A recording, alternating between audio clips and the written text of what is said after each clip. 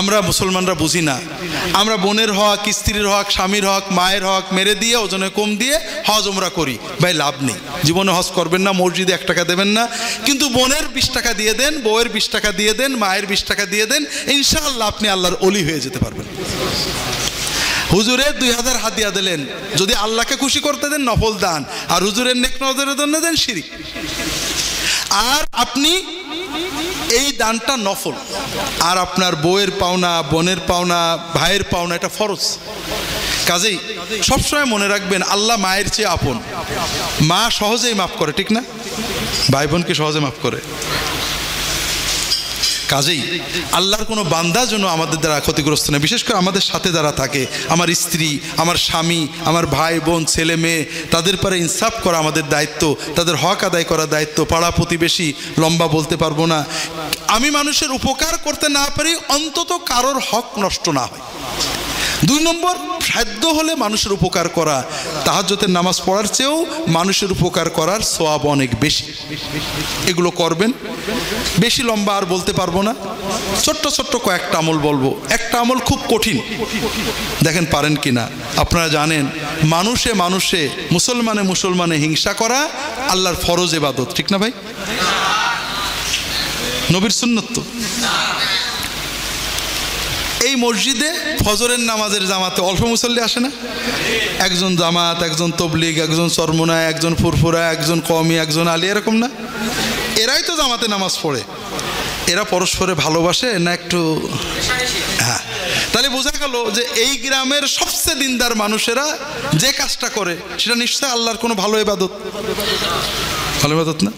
শোনেন, শয়তান তো মানুষের জাহান্নামে নেবে মদ দিয়ে, জেনা দিয়ে, ব্যভিচার দিয়ে, কিন্তু আল্লাহর যারা ভালো বান্দা, মদ খাবে না, আকাম করবে না, বিড়ি খাবে না, সিগারেট খাবে না, দাড়ি সাজবে না, নামাজ কাজা করবে না, জান্নাতে যাওয়ার জন্য কোট করে বসে আছে। এই রকম বান্দাদের কি শয়তান জাহান্নামে নেওয়ার চেষ্টা করবে? করবে না? কি করবে? ওরা তো মদও খাবে না, ওরা নামাজ কাজা করবে না, দাড়িও ছাটবে না, কি করে নেবে? এই জান্নাত পাগল মানুষদেরকে দোজখে নেওয়ার জন্য শয়তানের 3টে অস্ত্র আছে: শিরিক, বিদআত আর হিংসা। শিরিক বিদআতের কথা এখন আর বলবো না, হিংসাটা শোনেন। হিংসা মদ খাওয়ার মতো একটা হারাম কাজ। কোনো মুসলমানকে দুশ্মন মনে করা, তাকে শত্রু মনে করা মদ খাওয়ার মতো হারাম কাজ। এটাকে বুগদ বলে আরবিতে। তবে মদ খেলে একটা গুনাহ হয়, আর হিংসা বিদ্বেষে গুনাহ তো গুনাহ হয়, নেক আমল পুড়ে পুড়ে ছাই হয়ে যায়। তাহলে শয়তানের কোনটাই লাভ বেশি? হ্যাঁ, এই জন্য যাদের নেক আমল নেই তাদের হিংসা কম। দেখবেন নাচ গান করে, সিনেমা করে, কিন্তু এত হিংসা করে না। কিন্তু আমরা যারা দিনদার তাদের ভিতরে হিংসা বেশি, কারণ শয়তান জানে এরা 2-1 নাচ গান করলে দোজখে নিয়ে যাবে না, তওবা করে জান্নাতে চলে যাবে। কাজে এমন কাম দেব যে ওন সব নেক আমল পুড়িয়ে ছাই হয়ে যায়। তো ভাইরা, হিংসা শিক্ষা হয় 2 দল মানুষ। এক দল হলো রাজনৈতিক নেতারা, তাদের স্বার্থটা কি? ক্ষমতায় যাওয়া, ঠিক না? তারা ক্ষমতায় যাওয়ার জন্য আমাদেরকে কি শিখায়? ও দেশের দুশ্মন, ও স্বাধীনতার দুশ্মন, ও জাতির দুশ্মন, ওর দুর্বিন, ওর মার ধর, এগুলো, ঠিক না? আর এক শ্রেণীয় হিংসা শিখাইছিল হুজুররা। কি স্বার্থে? মুরিদ, মহব্বত, ভক্ত ঠেকানোর স্বার্থে। তা আমরা রাজনীতিও করব, হুজুরদের কাছেও যাবো। আমি কোনো হুজুরের খারাপ বলছি না, তবে আপনার একটা পরামর্শ দিচ্ছি। আমার কথাই, রাজনীতিবিদের কথাই নিজের মনে হিংসা আনবেন না। হুজুরদের কাছে যেতে হবে, উপায় নেই। তবে হুজুর যদি হিংসার কথা বলে, আল্লাহ হুজুর যা বোঝে বোঝে, আমিও তো বুঝি শুধু নে, তোমার নবীর সব উম্মতের আমি ভালোবাসি। কথা বোঝেননি?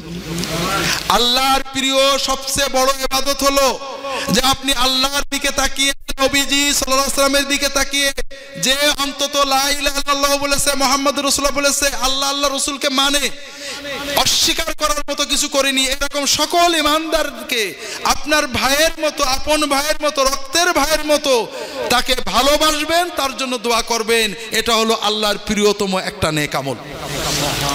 যখন আপনার এই অন্তরের ভালোবাসাটা আল্লাহর জন্য হবে, আলেম উলামা সব আলেম, আল্লাহ আমি অত বুঝি নে, অমুক হুজুর দিনের কথা বলে, অমুক হুজুর দিনের কথা বলে, হুজুর অমুকের অমুকটা ভালো লাগে না, আল্লাহ তোমার নবীর সুন্নত দেখে সবাইকে ভালোবাসি, সব আলেমকে তুমি হেদায়েত করে দাও, সব মুসলমানকে হেদায়েত করে দাও।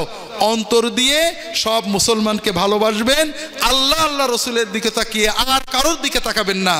একজন মানুষ আমার নবীকে ভালোবাসে বুঝি, নবীর কথা বলে, আল্লাহর কথা বলে, কিন্তু আমাদের ইমাম আবু হানিফাকে ভালোবাসে না, তার বিরুদ্ধে কথা বলে, ওই লোকটাকে আমরা ভালোবাসবো না হিংসা করব?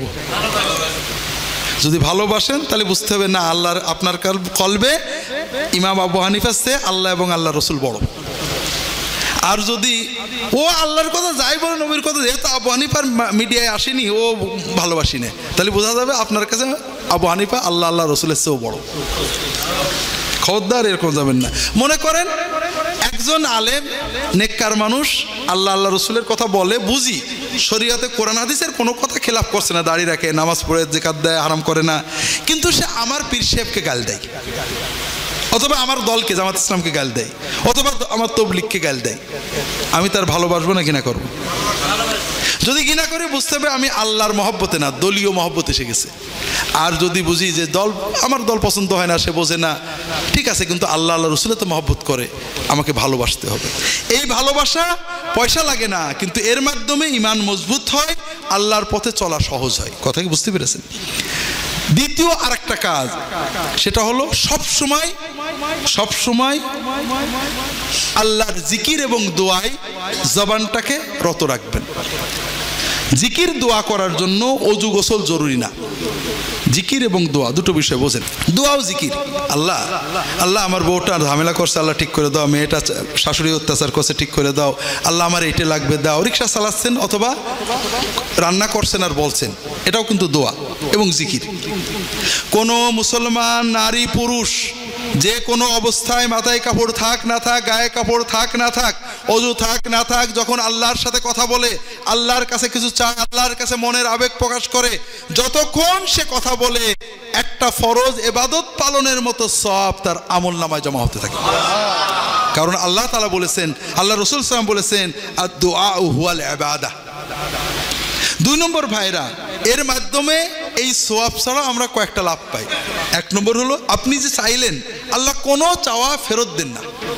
হাদিস শরীফে আসছে, যে কোনো বান্দা বান্দি যখন আল্লাহর কাছে কিছু চায়, আল্লাহ হয় তাকে ওই জিনিসটাই দেন, নইলে এই দোয়ার বিনিময়ে একটা বিপদ কাটিয়ে দেন, নইলে তার জন্য জান্নাতের সওয়াব জমা করে রাখেন, আপনার লস নেই। 3 নম্বর হলো ভাইরা, এই যে দোয়া আমরা করছি কার কাছে? এই আল্লাহর সাথে আমাদের কল্পটা জুড়ে গেছে। যেমন মোবাইলের চার্জ দেওয়ার জন্য কারেন্টটা জুড়তে হয় না, কল্পকে চার্জ দিতে হলে আল্লাহর সাথে জুড়তে হয় জিকিরের মাধ্যমে। এই যে আল্লাহর সাথে কথা বলছেন, আপনার কলবের ভিতরে আল্লাহর রহমত, বরকত, বেলায়েতের চার্জ আসছে। আপনি যতক্ষণ দোয়া করতে থাকবেন, কলব শক্তি পাবে। এই জিকিরের মাধ্যমে আপনার অন্তরের ভিতরে গুনার প্রতি ঘৃণা আসবে, নেক আমলের প্রতি মহব্বত বাড়তে থাকবে। কথা কি বুঝতে পেরেছেন? ঠিক তেমনি যখন বসে থাকবেন রিকশায়, কাজে কর্মে, রান্নাঘরে, নবীজি শেখানো মাসনুন দোয়াগুলো, সুবহানাল্লাহ, আলহামদুলিল্লাহ, লা ইলাহা ইল্লাল্লাহ, আল্লাহু আকবার, আল্লাহুম্মা সাল্লি আলা মুহাম্মদ ইত্যাদি পড়বেন।